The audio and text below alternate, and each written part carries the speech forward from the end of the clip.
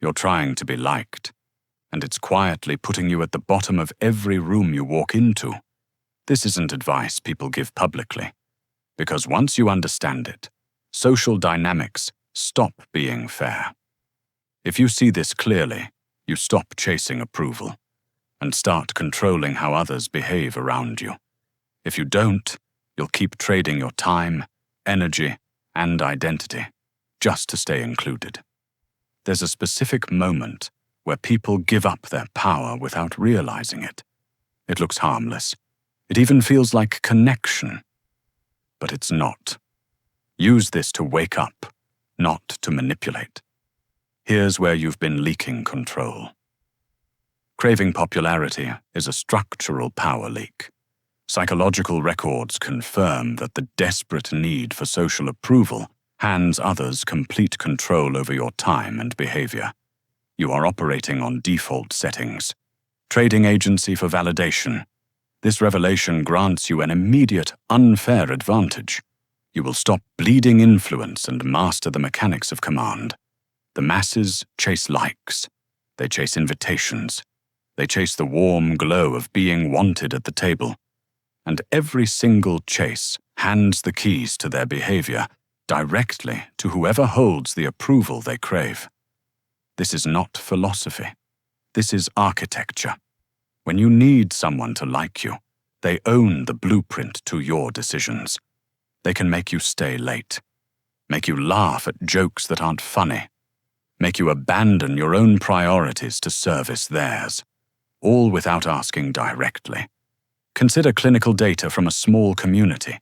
One individual struggled with crushing low self-esteem. The need to belong consumed every interaction. Neighbors recognized this immediately. Not consciously, instinctively. They began requesting small favors, lawn work, errands, watching children. Each request framed as a gesture of friendship.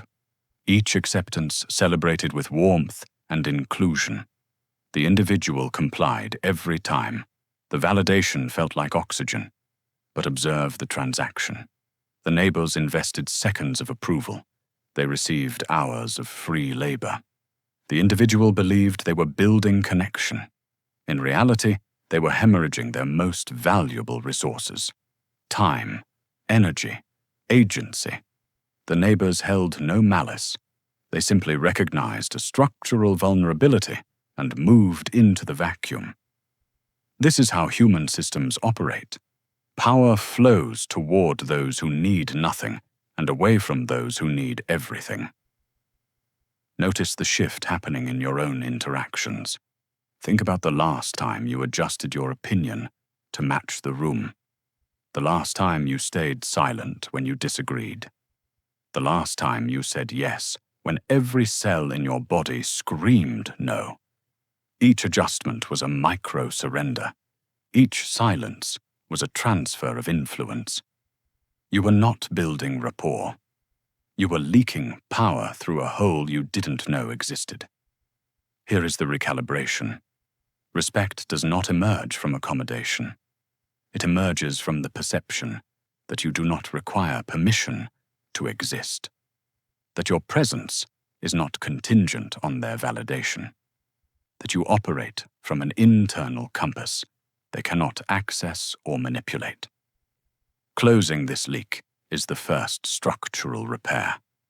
But understanding why people don't respect approval seekers tells you nothing about what actually commands their compliance.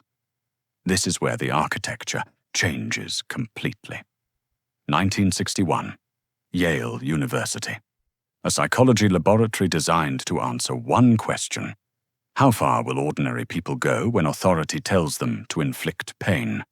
The setup was clinical. A volunteer sits at a control panel.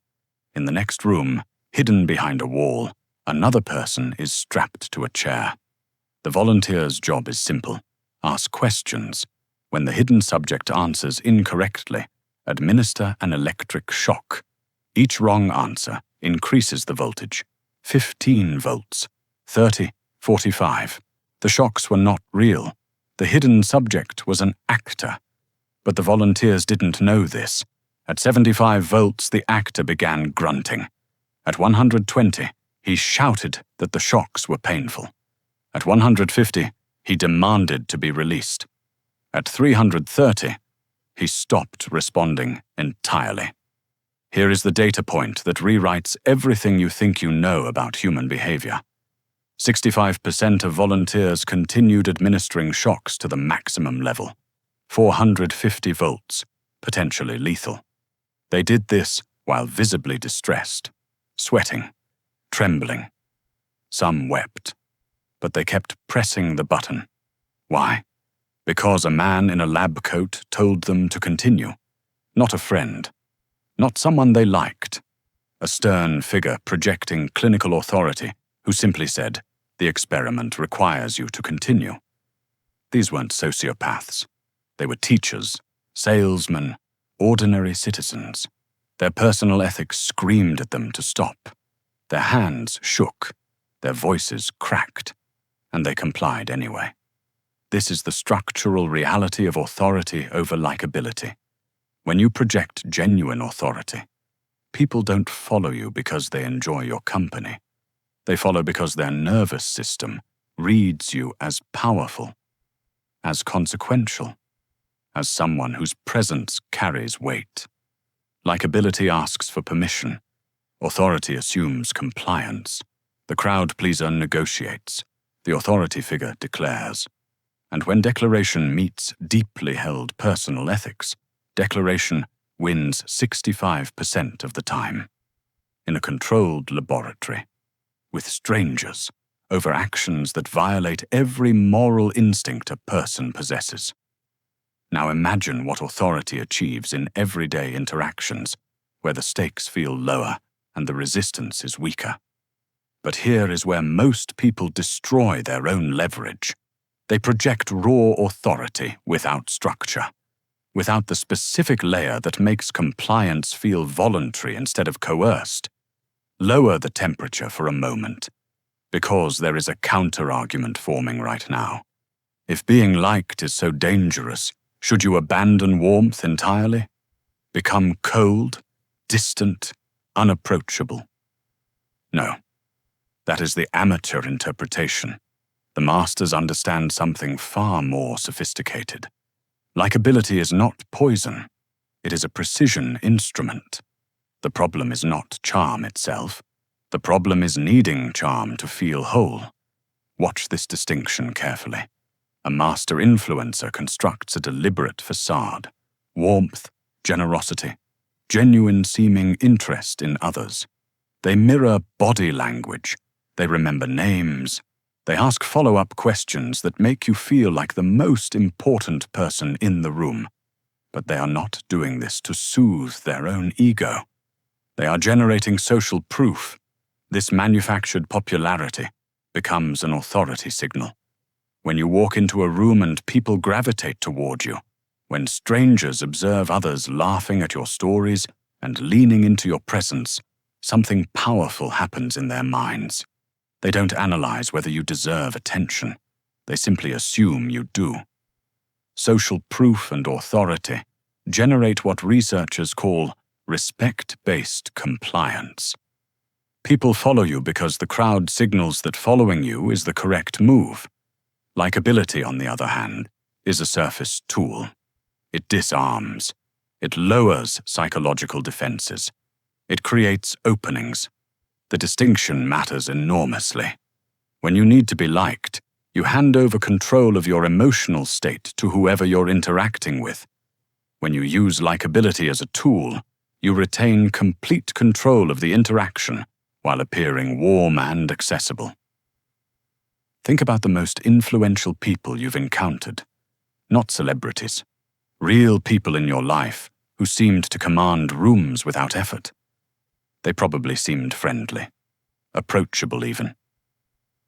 But there was something underneath that warmth, a bedrock of self-sufficiency that made their approval feel valuable precisely because it wasn't guaranteed. Observe this pattern in your next social interaction. Watch how the truly powerful use charm as a shield, not a crutch. They deploy warmth strategically to create comfort, then leverage that comfort to guide the interaction wherever they want it to go. The facade isn't malicious. It's simply conscious, intentional, designed.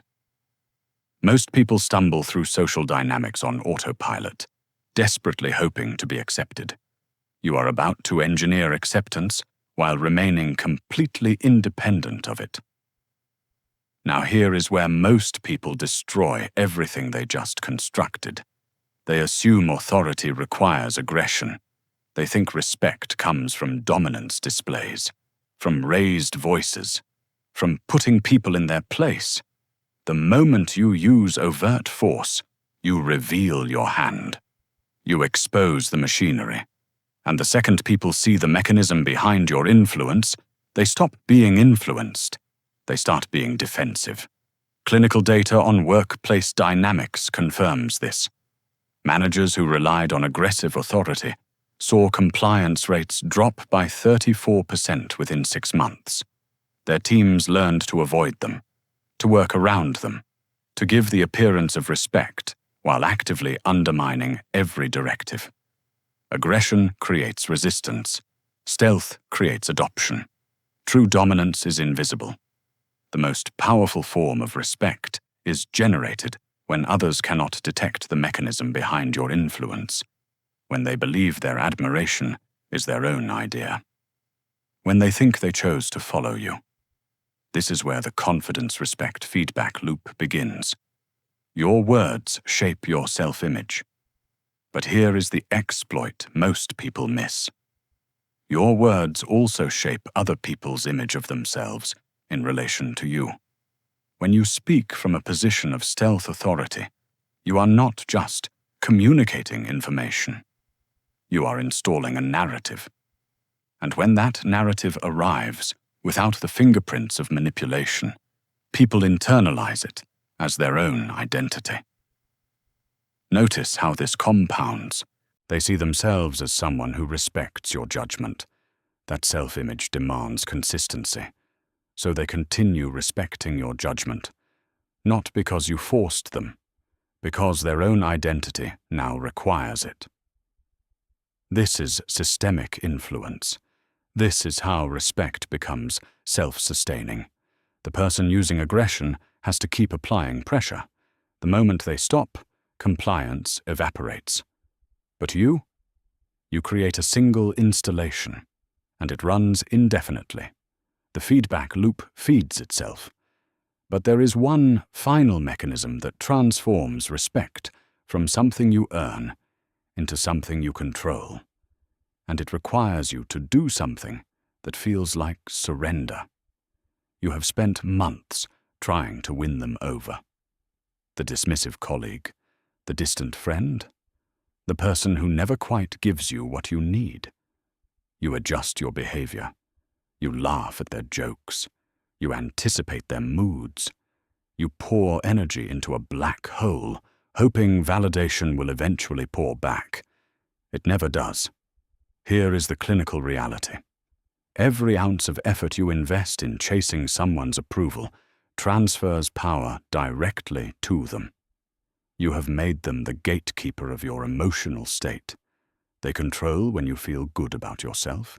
They decide if today is a win or a loss. This is the architecture of psychological servitude. Now observe the shift. The moment you stop pursuing impossible validation, something changes. The dynamic flips. Not because they suddenly respect you more, but because you have reclaimed the only resource that ever mattered. Your attention, your energy, your frame. This is not surrender. This is strategic withdrawal. The walkaway is the most underutilized power move in social dynamics. Most people never deploy it because they confuse persistence with strength. They think walking away signals defeat. The opposite is true. When you remove yourself from an unwinnable game, you demonstrate something rare. You demonstrate that your sense of worth does not depend on external ratification. You signal that your time has a price, and you create absence where there was once desperate presence. Absence commands attention in ways presence never can. Think about the people in your life who seem magnetically authoritative. They don't chase. They don't explain themselves. They don't negotiate for scraps of approval. They operate from a position of complete internal sufficiency, and that sufficiency is precisely what makes them compelling. This is the paradox of detachment. The person who genuinely doesn't need your validation becomes infinitely more compelling than the person begging for it. Here is your final recalibration. Every interaction you have from this point forward falls into one of two categories. You are either projecting authority or leaking power. There is no neutral ground. The words you choose, the silences you hold, the approval you refuse to chase, all of it broadcasts a signal. The question is whether you are transmitting strength or broadcasting need. The masses will continue performing for audiences that will never applaud. They will exhaust themselves chasing validation from people who were never going to provide it. You have different instructions now. The next time you feel the pull to explain yourself, to justify your position, to win someone over who hasn't earned the effort, pause, then walk away. That is where your power lives.